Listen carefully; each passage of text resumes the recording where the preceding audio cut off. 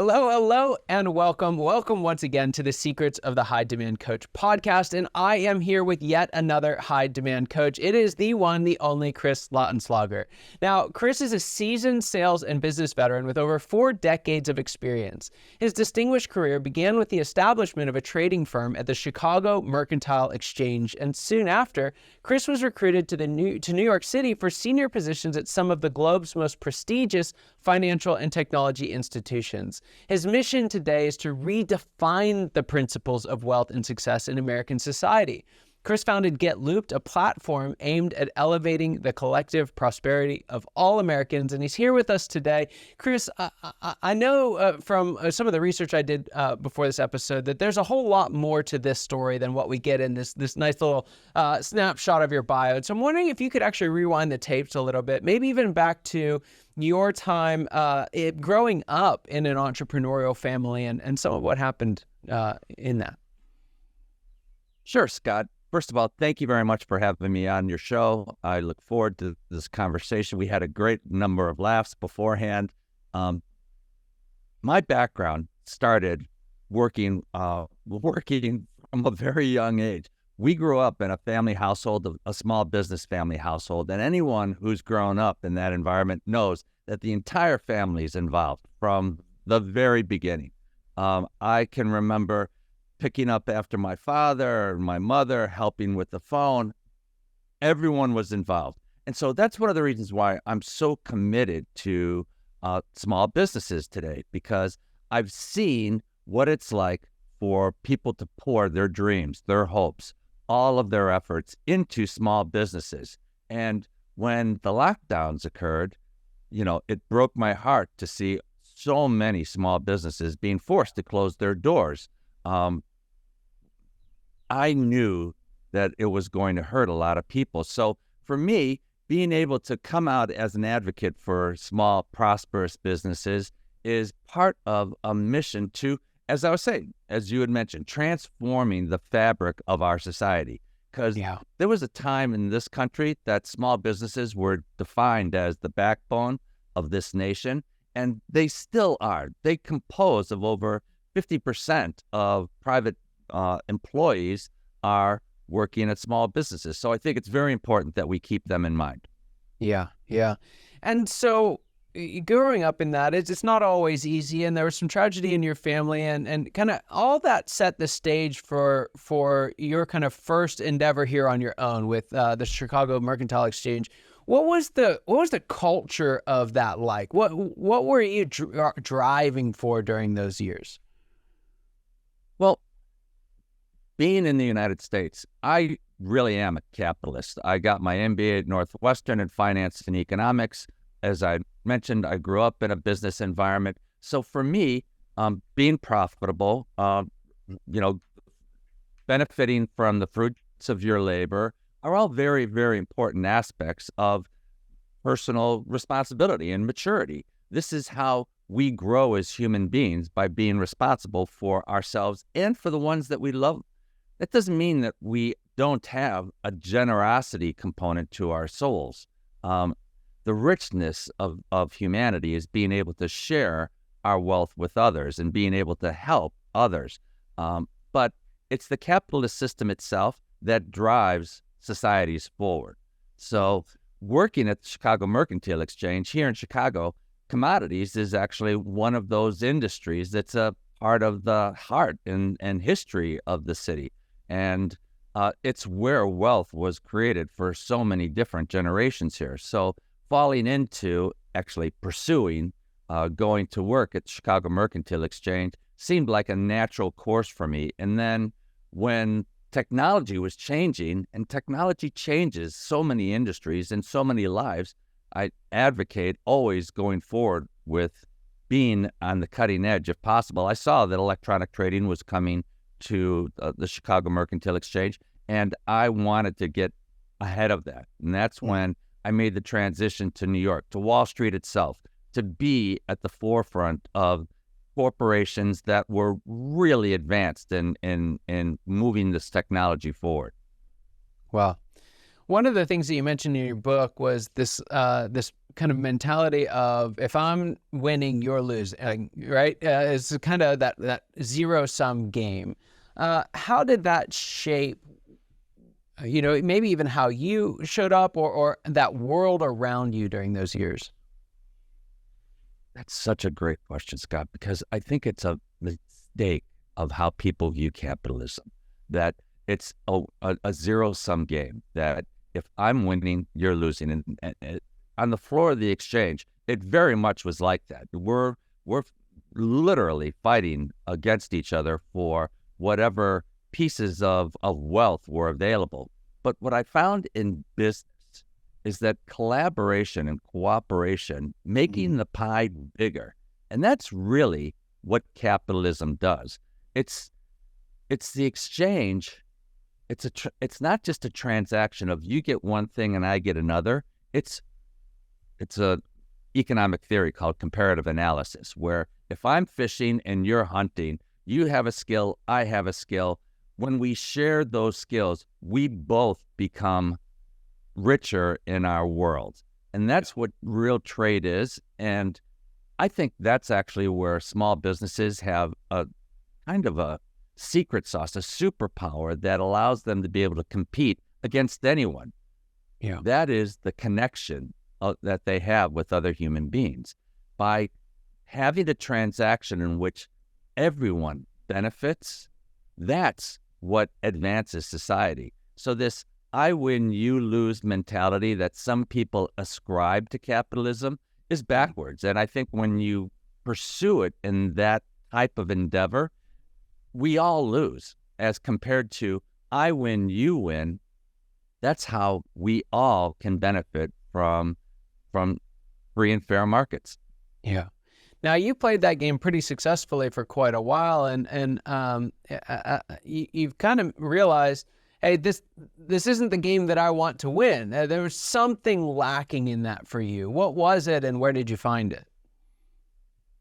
So when I was younger, and we all go through different phases in our lives, I wish that I had some of the knowledge and experiences that I've gathered over the decades back then. But my pursuit back then as a capitalist was very rudimentary. I want to get rich. I want to make a lot of money. I want the house, the cars, the club, the beautiful wife, the kids, the whole package. That was really what I realized many, many years later was what society was pushing. That was, quote, the American dream. Once I attained what many people would consider to be high levels of success, I was mystified at how miserable I was. Wow. Because there's always more.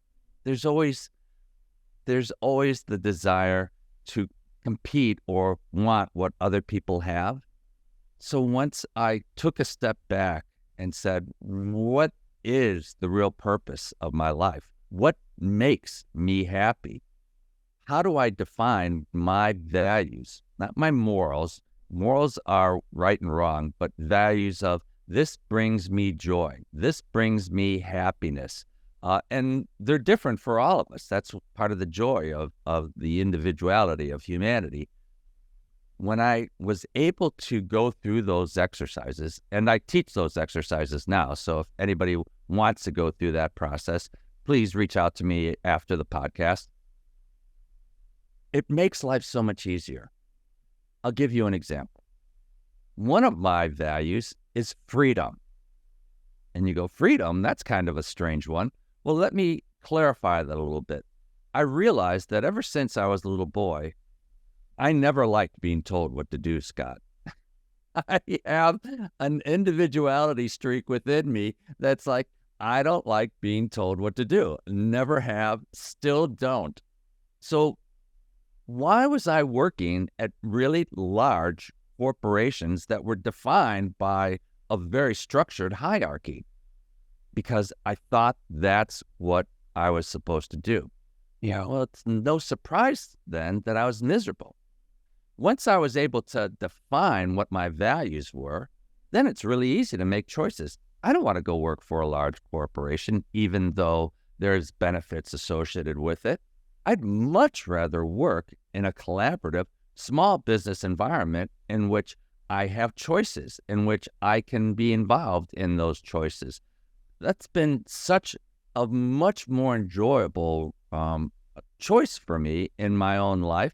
And it's these types of understandings that allow us to be able to succeed professionally, succeed in life, succeed within ourselves, where every single day that I wake up, I'm so happy for the opportunities that are available. People are like, how do I make those choices? You invest in yourself to identify what they are, and then you choose them. Yeah. And there's a lot to be said, a whole lot to be said. We don't even have the time for a fraction of it, about the personal benefits of that. But one of the things I noticed in some of your work is the positive benefits that go beyond just the founder or entrepreneur. Why is it so important that the founder get aligned with their own values to others, that are not the founder? Oh my gosh.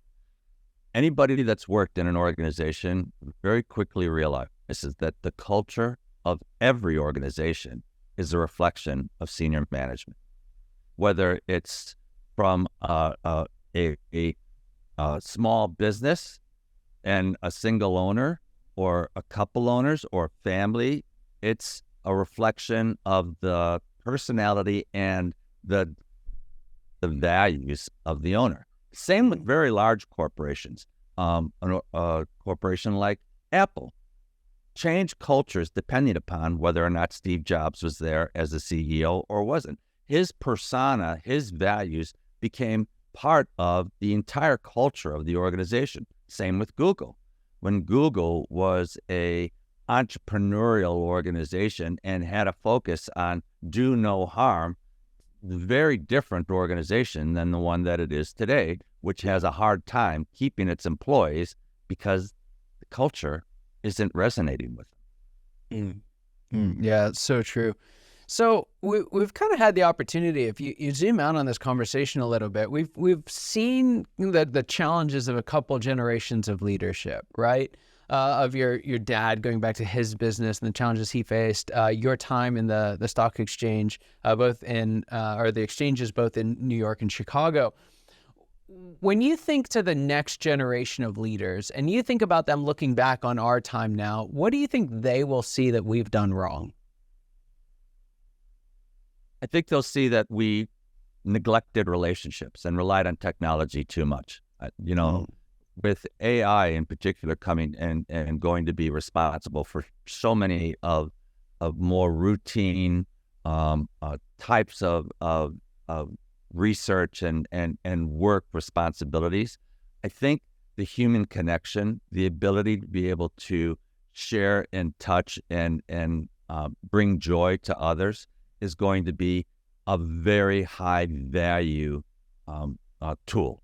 That the ability to be able to share your humanity with others is, I think, going to be one of the most valuable tools and skills that any of us will be able to have. Yeah, I couldn't agree more. There's a question I like to ask all my guests, and it is this: what is the biggest secret you wish wasn't a secret at all? What's that one thing you wish every founder, entrepreneur, leader out there listening or watching today knew? That the best investment that you can make is in humans. The first one is in yourself. Invest in yourself. It is the best investment that you can make. And the second, invest in others, in your team, in your employees, in your customers. When you make the commitment to other humans or to humanity in general, it is by far the richest and best return on investment that you can make. Yeah, it's so true. So one of those investments that you've made is your book, the Prosperity Loop. Tell us a little bit about the book. Why did you write it? What can folks hope to find in the pages? So one of the reasons that I wrote the Prosperity Loop is I had mentioned that my father was a small business owner, and I would go to work with him every single day. And one day he was looking down, and I asked him, Dad, what's going on? And he's like, oh, I'm just tired of doing this every day. And I was like, how do you do this every day? And his response was, what else am I going to do? And that was so disheartening for me. And I see so many business owners that have a successful business, have been doing this for years and years and years and years. They don't want to get bigger. They like what they're doing, but they're disengaged. And really what the prosperity loop is about is creating a prosperous environment within your own business that feeds you and your employees and your customers and the community. Because it's the purpose, it's the creation of value more than just the transaction that brings you real joy and sustainability within your business. So I wrote that book as a tribute to my father and to all small business owners that are feeling disengaged. This is a guidebook. This is a process of how you might be able to re-engage yourself into the business by caring about yourself, caring about others, and caring about your community. Yeah. More than just the P&L. Yeah, so true, so true. Well, I know there's folks listening to this episode and just every word is resonating with them. They've had the experiences that you've had. They're starting to see that spark again as you're laying out what's available to us. How can they get a copy of your book and find out more about the work you do? So you can find out everything in regards to what we're doing at Get Looped by going to www.get-looped.com, which is get-looped.com. You'll see that you can buy my book there. There's links to a website called Bookshop, which brings you to your local bookstore. I'm an advocate of supporting local businesses. We all, local businesses need our support. So anytime that you can buy locally, I encourage you to do so. You can also look at the classes, look at the seminars, look at the training that we have available. Please come, learn more, be part of the prosperous movement. I love it. Well, Chris, thanks so much for being here. Folks listening, head on over to www.get-looped.com. We'll stick it in the show notes, make it easier for you to get to. And again, Chris, thanks for being here. For everyone watching and listening today, you know that your time and attention mean the world to us. I hope you got as much out of this conversation as I know I did. And I cannot wait to see you next time. Take care.